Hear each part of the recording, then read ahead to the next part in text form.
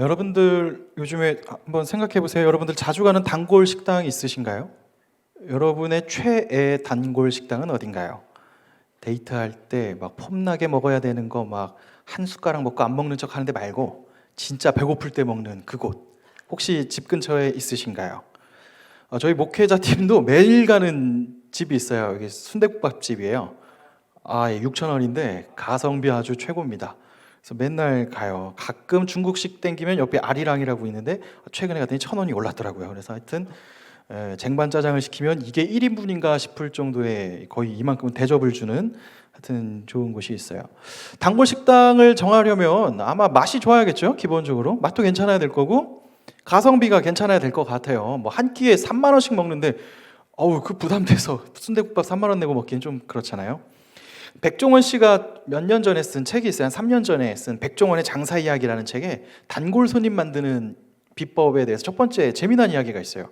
당연히 맛, 막 가성비 이거일 줄 알았는데 놀랍게 단골 손님이 되는 첫 번째가 뭐냐면 이름을 불러주는 거래요. 이름 기억하는 거. 그럼 또 온다는 거예요. 맛과 뭐 어느 정도 평타치면 그 다음부터 나를 자주 반가워요, 감사해요, 뭐 이런 아는 척. 근데 과도하게 막 아는 척하면 또 안 돼요. 막 미주알 고주알 어떻게 지냈니? 결혼은 안 하니? 그러면 안 가죠. 근데 안다. 내가 너 안다. 요 정도 이름을 기억해 주는 정도 되면 단골이 되는 첫 번째 방법이라고 말해요. 생각해 보면 이름 기억해 주는 게 굉장히 중요해요. 한국교회 초기에 옛날에 한국교회 어머니들이 막 와서 기도 많이 하고 많이 교회 오셨어요. 그 오시게 된 계기가 뭐 여러 가지 성령의 운동도 있는데 한 가지 요인도 있어요. 바로 이름을 불러줘요. 밖에서나 집에서나 어디서나 다 개똥이 엄마, 개똥이 엄마, 다 개똥이 엄마예요.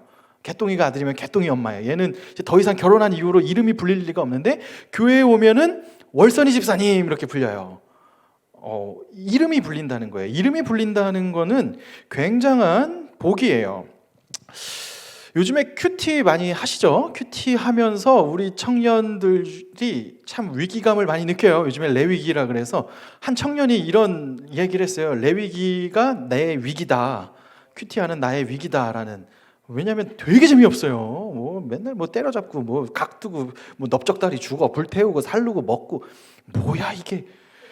근데 여러분 진짜 제가 옛날 큐티 할 때 진짜 빌런이라고 할 정도의 본문이 있어요. 역대상 1장에서 9장이 있어요.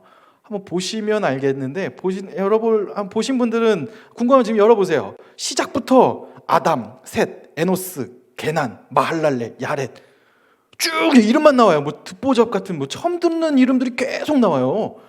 진짜 쉬지도 않고 이름이 계속 나와요. 무슨 족속이니 누구. 야, 이건 거의 태종태세 문단세보다 더 재미없어요.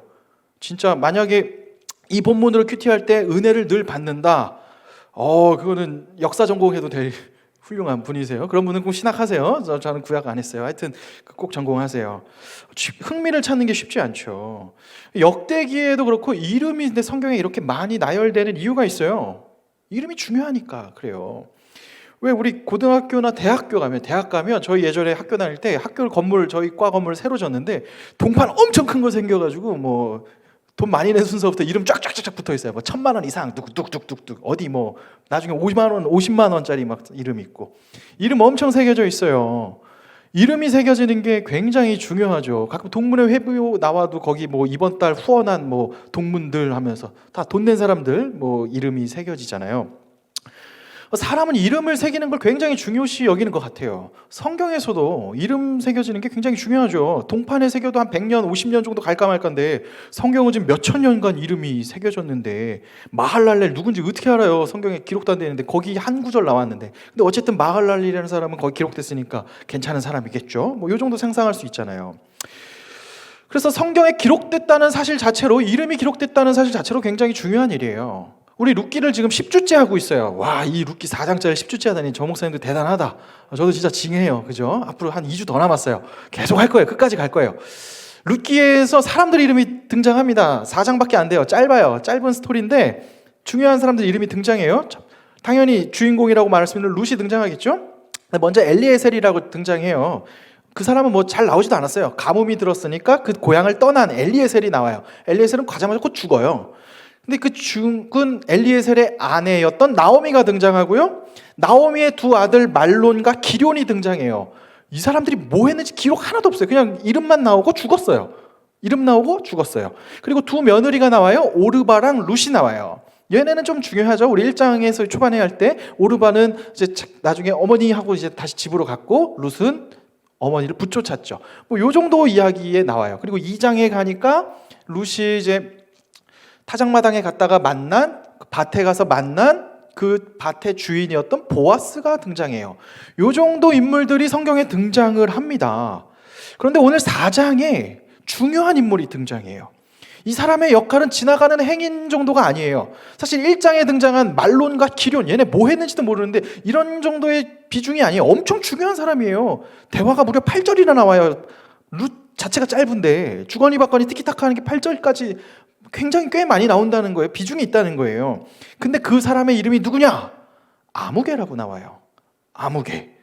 여러분, 아무개가 누구세요? 홍길동 씨랑 비슷한 거죠? 아유, 아무개님. 이름이 없다는 거예요. 그냥 스쳐 지나가는 사람. 성경에 분명히 역할이 있었는데 이름을 성경은 아무개다라고 표현하고 있어요. 이 사람이 진짜 아무개가 될 정도로 엑스트라인가? 그렇지 않아요? 이 사람은 나오미 집안, 엘리에셀의 집안을 가업을 이을 1순위예요. 가업을 이을 1순위다. 이게 뭔지 모르겠다. 감이 안 온다면 기업을 이을 정도의 일단 재력이 있는 사람이에요. 재력이 있고요.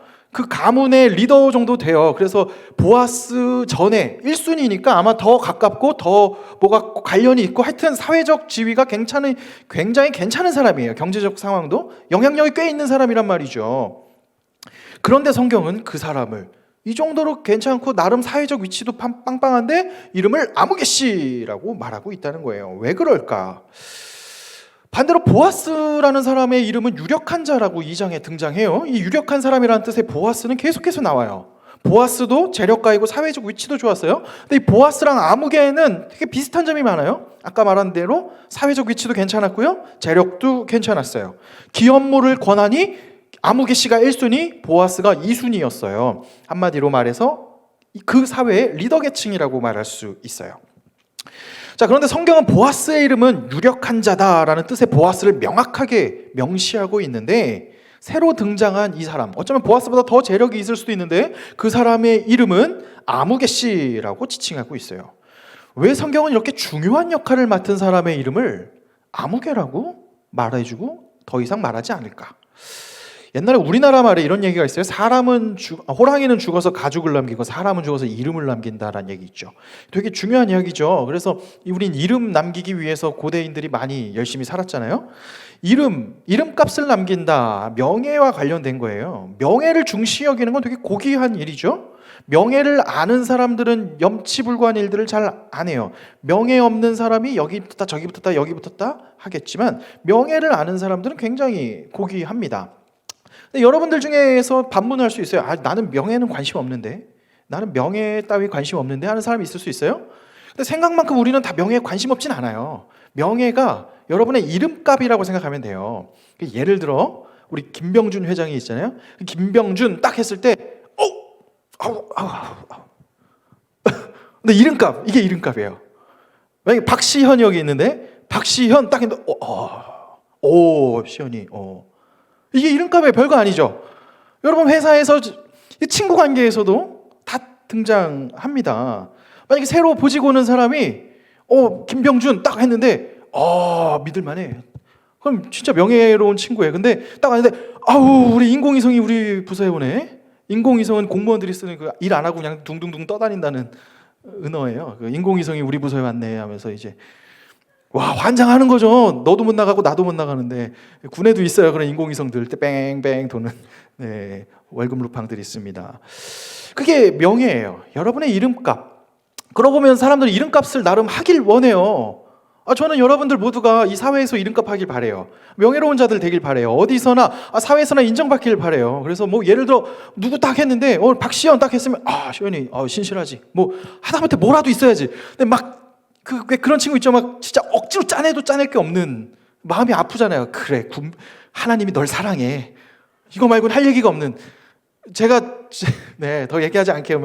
이런 친구도 우리 교회 나옵니다 하는 친구들은 진짜 억지로 짜내고 있는 거예요. 근데 그런 여러분의 명예가 세상에서도 나름 있기를 바랍니다. 이름이 존귀해지길 바래요. 이처럼 많은 사람들은 명예에 대해서 우리조차도 중시 여기는데 고대에는 되게 중요했어요. 이름이 기억되는 건 굉장히 중요한 일이에요. 또 이름이 길이길이 기억되는 것이 그 가문의 가장 중요한 역할인데, 그런데 왜 성경은 오늘 이렇게 중요한 역할 중에 한 파트를 맡은 이 재력 있는 이 사람의 이름을 명시하지 않고 아무개라고 했을까? 왜 아무개라고 했을까? 오늘 성경의 상황을 보면 보아스를 유력한 자로 왜 지칭했는지, 또 왜 아무개를 아무개라고 말했는지가 나와요. 먼저 보아스는 전날 우리 지난주 설교했는데요, 밤에 찾아온 룻을 되게 명예롭게 보내주고 약자였던 그녀를 보호해주고 약속을 했어요. 내가 먼저 기업 물을 순서가 내가 아니니 그 순서대로 해서 내가 하겠고, 만약에 그가 물지 않으면 내가 결혼하겠다 하고 약속을 해줘요. 그냥 그 현실을 피하기 위해서 그냥 말만 한 것이 아니라, 보아스는 4장 1절에 보면 일어나서 빨리 가요. 시간을 지체하지 않고 바로 성문에 다음날 갑니다. 가서 장로들을 모아서 그 기업 물을 1순위의 사람을 마침 만나서 그 사람을 불러서 빨리 해결하려고 해요. 장로 10명이 함께 그곳에 배심원이 되어주고요, 공적으로 일 처리를 하기 위해서 이제 기업 물을 일을 처리했다는 거죠. 자, 이 기업 물을 일이란 뭐냐, 기업을 물은다는 것이 무엇인가에 대한 설명은 제가 나눠드린, 올 때 혹시 받으신 분들 대부분 없겠죠? 뒤에 있어요. 안 갖고 와서 그렇지. 그 밑에 조그맣게 했어요. 기업 물은다는 게 뭐냐. 잠깐 먼저 설명을 하면, 이제 나오미가 땅을 팔려고 하는데 그 땅을 살 권리가 나한테 있고, 너한테 먼저 있고 그 다음에 내가 있다라는 얘기예요. 근데 이스라엘은 기본적으로 땅 자체를 살 수는 없어요. 그 땅의 사용권을 산다는 거예요. 그래서 땅의 사용권을 사고, 그 만약에 친척이 팔리면, 예를 들어 병준 형제가 땅이 누구한테 저당 잡히면 우리 시연이가 친척이면 시연이가 돈을 내서 병준 형제가 팔린 땅을 사오는 거예요. 다시 사와서 병준 형제한테 주는 거예요. 그래서 그냥 내 입장에서 사실 손해예요. 근데 손해인데 그 하는 이유는 하나님께서 그렇게 하라고 했으니까 하는 거예요. 자, 근데 이런 상황이에요. 그래서 나오미가 이제 땅을 판다고 해요.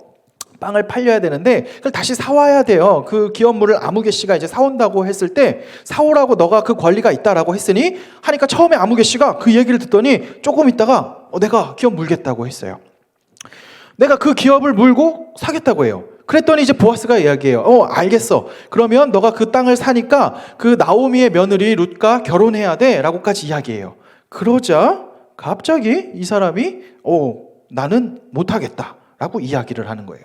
도대체 왜 그랬을까 생각해보면, 이 사람은 처음에 내가 그 땅의 기업을 내가 대신 물겠노라 라고 말했을 때 생각을 했을 거예요. 자, 땅값이 100원이에요? 땅값 100원 들죠. 그럼 100원으로 내가 사서 거기에서 수확을 하면 그 열매를 가지고 나오미를 먹여 살리겠죠. 평생 먹여 살려요. 근데 나오미는 할머니예요. 애를 낳을 수도 없어요. 재혼할 수도 없어요. 그러니까 나오미만 먹여 살리면 돼요. 나오미는 곧 죽겠죠. 죽고 나면 그 기업물을 나머지 자손이 없으니까 이제 자기네 땅이 되는 거예요. 생각보다 남는 장사겠죠. 그러니까 내가 하겠노라라고 말했어요. 그랬는데 보아스가 그 며느리 룻과 결혼해서 해야 된다라고 하니까 거절을 한 거예요. 그럼 왜 그랬느냐? 룻과 결혼을 하게 되면 룻과 결혼해서 낳게 되는 첫 아들은 다시 그 가문에게 주는 거예요. 내 아들이지만 내 아들이 아니에요. 그 가문, 나오미의 남편 엘리멜렉의 가문의 아들이 되는 거예요. 그래서 그 아들까지 내가 먹여 살려야 되고, 일단 나오미도 먹여 살려야 되고 룻도 먹여 살려야 되고 그 자녀도 키워야 되는데, 자녀가 크면 내 거가 아니라 그 자녀는 이 땅을 다시 가지고 나오미네 집안으로 가는 거예요. 그러니까 계산을 했겠죠? 엄청 손해잖아요. 그러니까 거절을 해요. 성경도 이것을 명확하게 그 아무개의 입술을 통해 말해요. 내 기업에 손해가 있을까봐 안 한다라고 말하는 겁니다. 자, 그럼 반대로 생각해 볼 수 있어요. 보아스는 뭐 바본가? 보아스는 그럼 뭐야? 나름 그 정도 재력을 가질 정도고 사회적 위치가 될 정도면 세상 돌아가는 거 빤히 알잖아요. 그럼 보아스도 계산을 했을 거 아니에요. 당연히 손해나는 거 알 거 아니에요. 근데 왜 보아스는 그럼 내가 흔쾌히 그걸 받겠노라 하고 룻과 결혼까지 해서 그 기업을 무르는 자가 될 수 있었을까? 바로 여기에 차이가 있는 거예요. 보아스는 손해나는 것임에도 불구하고 선택을 해서 나갔고요. 어리석어 보이지만 선택해서 나갔고, 이 아무개 씨는 손해보는 거라고 했을 때 가지 않았어요. 그 근본 이유는 이 아무개 씨가 판단하는 기준 자체는 나에게 손해가 되느냐 안 되느냐였는데, 보아스에게 있어서 판단 기준은 손해 여부가 아니라 이게 하나님의 뜻인가 아닌가가 중요했던 거예요. 보아스에게 있어서 이 기업 물은다는 것은 나에게 장사하고 이윤이 되는 시간들이 아니라 하나님이 저 죽은 가문을, 내 형제 자매를 지금 나에게 재력을 주신 하나님의 힘을 통해서, 내 힘을 통해서, 나를 통해서 저 사람들을 살리는 게 하나님의 뜻이라는 거예요. 성경을 명시하고 있고 보아스는 그 뜻을 중시 여겼어요. 그러니까 지금 자신이 손해를 보더라도 룻과 결혼하며 그 기업 무르는 일을 했다는 거죠. 반대로 아무개 씨는 그런 율법을 다 알았겠지만 어쩌라고? 난 싫어. 손해거든. 그런 거죠. 그러니까 그 아무개 씨는 성경에 아무개로 평생 남았고요. 보아스는 유력한 자로 남게 되었습니다. 자, 결국 이 두 사람의 가장 큰 차이, 성경에서 아무개, 이름 없는 자이냐 아니면 보아스 유력한 자로 남느냐의 가장 놀라운 차이는요, 선택의 근거를 무엇으로 근거하느냐. 자신의 손의 유무로 판단하는 그 아무개는 이름 없는 자가 되었고, 하나님의 뜻을 기준으로 삼는 보아스는 이름이 남았다는 것, 영원까지 이름이 남았다는 것을 우리에게 말해주고 있어요. 자, 그렇다면 우리는 어떻게 할 것인가? 지금 이 세상에서 우리는 현실을 살고 있잖아요. 현실을 사는데 이 현실 속 최근에 베스트셀러 책 중에, 저 교보문 가끔 가면 그 베스트셀러 책들이 있는데 요즘에 제목이 인상 깊은 책들이 많아요. 이런 제목이 있어요. 나한테 잘해주는 애만 잘해주라. 그때 괜찮아요. 그리고 옛날에 제가 쓴 단어가 아니라 미친놈 이렇게 보존의 법칙 이런 게 있고, 어느 회사에나 빌런이 있다. 그러니까 한마디로 네 맘에 안 드는 애 잘해주지 마 하죠. 어제 보니까 그 놀면 뭐하니에서 MBTI 특집 하더라고. MBTI. 나랑 안 맞는 애들, 너 하나에 선 긋는 거잖아. 엄청 선 거예요. 16개로 선을 그어가지고 이제 너랑 나랑 겁나 다르지? 이거잖아요. 질 되게 옛날 사람 같다. 그죠? 미안해요. 네, 안 만난다. 이런 얘기 하는 거잖아요. 이 세상의 논리는 뭐예요? 이 시대의 논리는 뭐예요? 너에게 유익되는 거 해라. 그러니까 요즘에 빨리 파이어족 하잖아요. 빨리 돈 모아 땡겨가지고 코인이든 뭐든 빨리 한탕 땡겨가지고 빨리 해서 은퇴 빨리 하고 안녕한다. 옛날에 한 큰 기업에서 그 로또 당첨된 분이 이제 사내 게시판에 안녕 나는 이제 제주도에 하면서 사진 찍고 이제 카페 차리는 거 보고 딱 부럽다. 인생 한 방이야 막 이런 것들. 제 동아리 방에 봐도 지금 다들 사실은 엄청난 대기업 다니면서도 인센티브가 적내만해 하면서 막 자기네 회사 욕하고 다 장난 아니에요 다. 자, 이 세상의 법칙은 뭐예요? 단물 쪽쪽 빨고 빨리 가라 이거죠. 그거 아니에요? 그러니까 희생 안 해요. 희생하면 멍청하다 그래요. 야근 수당 주는지 먼저 물어봐야 되고요. 그렇죠. 이거 제가 오해하지 마세요. 노동 착취당하는 여러분들을 옹호하려는 그 기업인을 옹호하는 이야기는 아니에요. 근데 다만 희생해야 될 부분들이 있는데 안 하는 장면들을 이야기한다는 거죠. 군에 있을 때도 진짜로 전 예전에 신기한 친구들 봤어요. 배 타는 날 첫날 함장님한테 가서 나 배 못 타겠다고. 그럼 뭐 어쩌자는 거야. 그리고 좀만 귀찮으면 1336 눌러가지고 부대를 난리를 만드는 훌륭한 친구들을 봐요. 극도의 이기적인 거죠. 근데 그 친구들의 이야기가 틀렸다고 말할 수 없어요. 왜냐하면 이 세상에서 말하는 게 손해보는 짓 하지 마. 야 라고 말하자만요. 자, 그런 가운데 우리는 어떻게 그런 보아스처럼 하나님의 뜻을, 손해를 감수하고 하나님의 뜻을 물으면서 근간을 가지고 살 수 있을까? 여기에는 3가지 정도 중요한 전제점이 있어야 될 것 같아요. 첫 번째 가장 중요한 전제점은요, 청지기의 자세가 있을 때 가능합니다. 청지기라는 게 뭐냐? 지금 있는 게 맡겨준 것이다라는 개념이에요. 우리는 흔히 나한테 있는 모든 게 다 내가 얻었다라고 생각하잖아요. 근데 잘 생각해 보시면 내가 얻는 게 거의 없어요. 엄마 아빠 선택한 적 없어요. 나라 선택한 적 없어요. 지금 자유주의 대한민국 국가를 내가 선택한 적이 없어요. 지금 이렇게 되어진 상황에서 우리는 살고 있잖아요. 그러니까 옛날 세대 어른들이랑 세대가 완전 달라요. 왕조 시대를 살고 있는 어른 세대가 있고, 지금도 군부 독재 시대는 거의 왕조 시대잖아요. 그 시대를 살았던 어른과 지금 완전 자유주의를 살고 있는 우리와 당연히 결이 조금씩 다르죠. 생각해 보면 이게 다 거저 얻어진 건 아니에요. 수많은 사람들이 희생해서 전쟁에서 자기 목숨을 걸고 이 나라를 지켰던 희생들이 있었고요. 우리도 우크라이나보다 더 했죠. 그리고 누군가의 또 희생을 통해서 산업화의 일꾼이 되어서 정말 우리 자식들 먹여 살리겠다고 희생했던 분들이 있고요. 또 민주화 투표를 위해서 정말 1인 1투표를 위해서 목숨을 걸었던 누군가가 있었어요. 그러니까 우리가 지금 누리는 이 모든 것들이 사실은 내가 한 건 아니에요. 되어진 것고 대부분 얻게 되어진 감사한 혜택들이에요. 그러고 보면 지금 내가 형성되어 있는 여기까지의 과정도 대부분 다 감사하게 된 거예요. 내 노력으로 다 됐다? 그건 사실 오만함이죠. 하나님이 부모님을 주셨고요. 그 공부할 수 있는 기회를 준 부모님을 줬고요. 외국을 가서 공부했다면 그 기회를 주는 부모님을 내가 만나게 하셨고, 뭐 등등등등. 이게 청직이에요. 다 내가 잘났어가 아니라 하나님이 주셨다라는 것.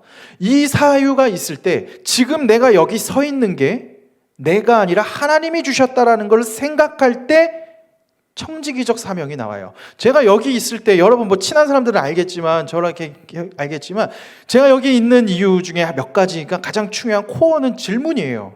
왜 하나님은 나에게 군목의 경험을 하게 했을까? 왜 그 어린 나이에 안수를 받게 하고 왜 20살 때 미칠 듯한 방황을 했는데도 붙잡아 주시고 그때 오게 했고 왜 예수님을 믿게 했고 그 나이 때 주님을 믿게 했을까? 만나게 해주셨을까? 왜 목회라는 걸 뭔가 끊임없이 고민하게 했을까? 교회라는 것의 바닥을 보고 왜 교회라는 것을 그래도 놓지 못하고 가게 했을까라는 질문을 해요. 그러니까 못 가고 있어요. 여러분 생각보다 내가 앞에 있는 사람이 저 양반이 찌질해가지고 갈 데가 없으니까 여기 있지. 네, 그렇게 생각하면 오만입니다. 네, 그렇지 않아요. 그 질문을 하니까 청지기적 질문이 와요. 그럼 나에게 하나님이 여기서 무엇을 하실까? 그 청지기라는 질문이 오면 나에게 지금 이 모든 것들을 하나님이 주셨고 계획하셨고 경험케 하셨음을 인정하면 두 번째 질문이 나와져요. 그럼 하나님이 무엇을 원하실까?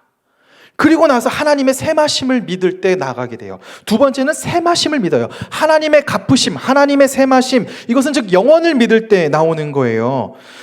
달란트를 받았을 때 하나님께 저는 진짜 믿어요. 하나님 앞에 섰을 때를. 하나님 앞에 섰을 때 하나님이 물어보겠죠. 야, 너 뭐 하다 왔냐? 아, 하나님 주신 달란트를 가지고 능력 가지고 인생 꿀 빨다 왔습니다. 사회 정점에 올라가서 꿀을 지대로 빨다 왔네요. 아, 감사합니다. 땡큐 갓 이러고 그럼 아이고 잘했다 충성된 종아. 무서워서 못할 것 같아요. 저는 그 하나님을 믿어요. 사람은 언제나 한번 반드시 죽고 난 뒤에 하나님 앞에 심판에 서요. 청년의 때든 늙어서든 언젠가든 하나님 앞에 선단 말이죠.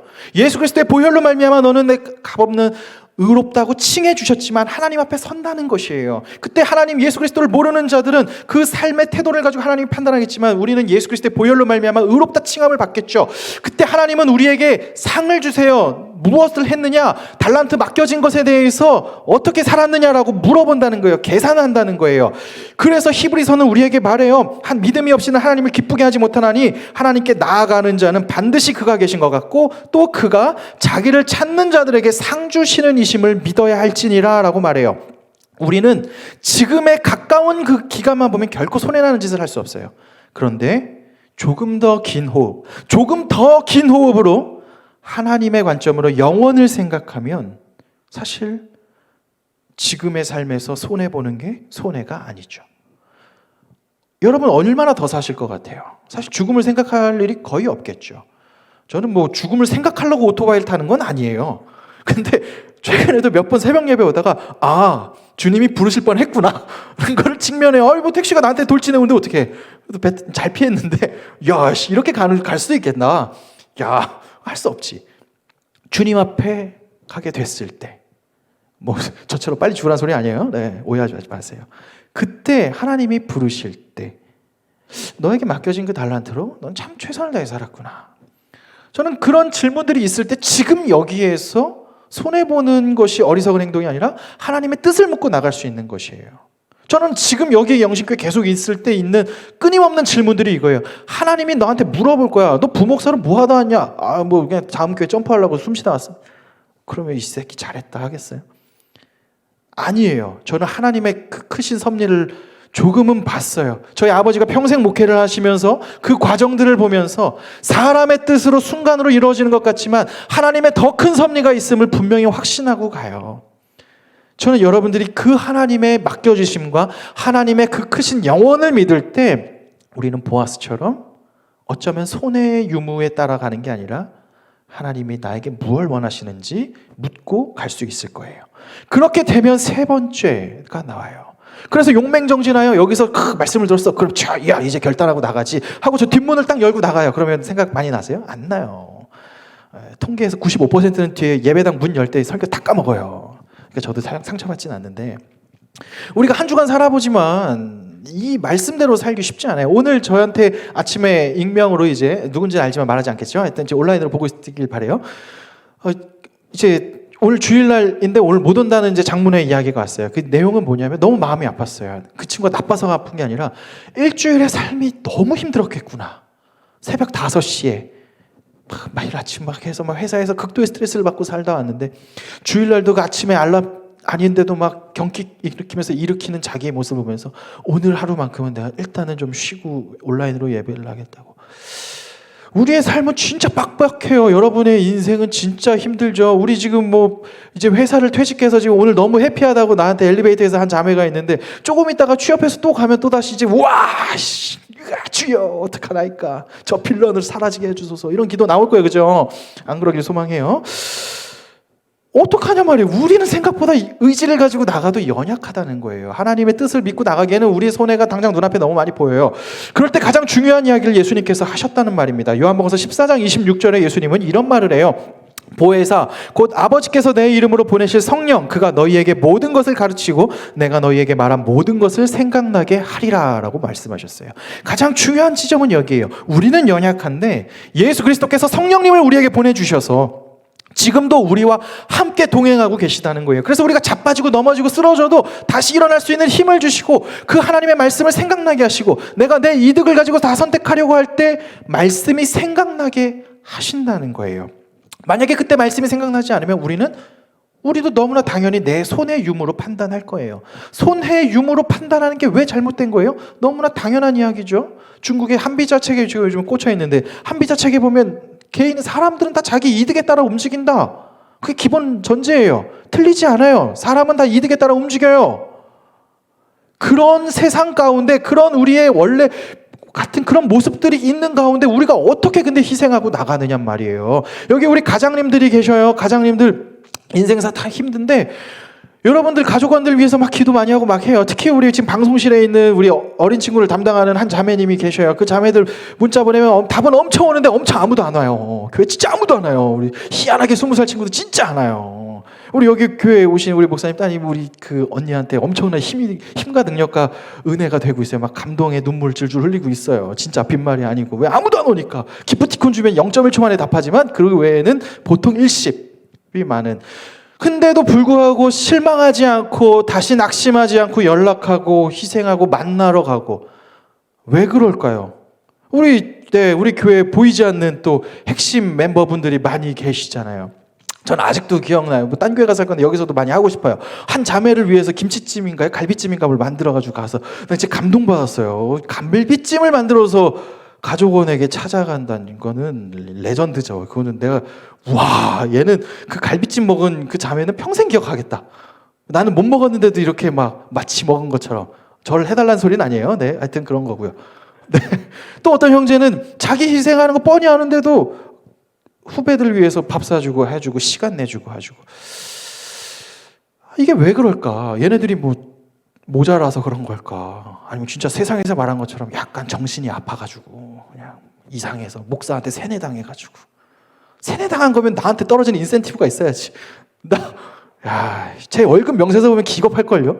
그렇지 않아요. 다 우리가 이 희생하고 같이 갈 수 있고 하는 이유는 하나님이 우리를 불러주셨고 그리고 우리에게 청지기적 사명을 주셨는데 나는 연약한데 지금도 나와 함께 하시는 성령님이 이끄시기 때문에 같이 걸어갈 수 있는 거예요. 성령님의 가장 큰 역할, 예수 그리스도를 알게 하고 예수님이 말씀하신 뜻을 실천하고 살아내게 돼요. 오늘 한 형제가 왔어요. 되게 늘 오는데 오늘 유독 감동인 건 그 형제를 전도한 여자친구는 코로나로 오늘 못 왔거든요. 그래서 당연히 그 남친은 안 올 줄 알았어요. 근데 왔어요. 누군지 얘기하지 않지만 사실 다 알 건데 하여튼 감동이에요. 그냥 보니까 이게 성령님의 역사죠. 성령님의 역사하시면 발걸음을 인도하게 하시고 우리의 선택들에게 많은 선택들을 할 거예요. 오늘 제껴야겠다. 온라인으로 드린다고 해야지. 얼마나 하여튼 많잖아요. 제낄 수 있는 명분이 얼마나 많아. 근데도 선택을 했고 왔다는 거예요. 그러니 이 성령님 우리와 함께 하시고 성령님이 우리를 세워주셨으니 우린 기억합시다. 우리 교회 공동체는 성령님께서 이끄시고 예수 그리스도가 머리 되는 교회예요. 이 교회의 역할은 뭐냐? 서로서로 격려하고 서로서로 세워주는 거예요. 서로서로 그래서 서로 희생하고 서로 손해보고, 그러나 더 많이 주님께 은혜 받은 사람이 좀 더 많은 시간, 좀 더 많은 것들을 가지고 누군가에게 헌신하는 거예요. 그렇게 충분히 받은 사람도 때가 되었을 때 또 나보다 여린 누군가에게 밑가지가 되어주고 또 그를 섬기고 그를 세워주고 가는 것. 이게 오늘 성경에 보여주는 것이에요. 보아스의 이러한 선택들, 이런 선택들, 손해 유무가 아니라 하나님의 말씀을 기준으로 손해를 지금 당장 보는 것 같지만 했던 이 선택들은 보아스를 유력한 자라고 기록되고, 보아스의 가문을 통해, 보아스의 아들을 통해 다윗 왕이 나오고 그 메시아 그리스도가 나오는 영광을 누리게 됐다면, 손해 유무로 판단했던 유력자는 당대에는 유력한 자로 살았을지 모르겠지만 그 아무개 씨는 영원히 아무개로 남아서 사라졌다는 것을 기억합시다. 이 말씀을 기억하고 우리 나가길 바라요. 주님 앞에 섰을 때, 우리가 주님 앞에 섰을 때, 예수께서 우리를 부르신 그날이 됐을 때, 우리의 인생을 보고 인생의 삶을 정산했을 때 어떻게 살다 왔느냐라고 질문했을 때, 내가 주님과 부족하지만 주님과 함께 했습니다 라는 고백들, 그리고 각자의 그 삶의 자리에서 실제적인 이야기들은 각자 더 나눠서 고민하는 우리 되시길 주님의 이름으로 축원합니다.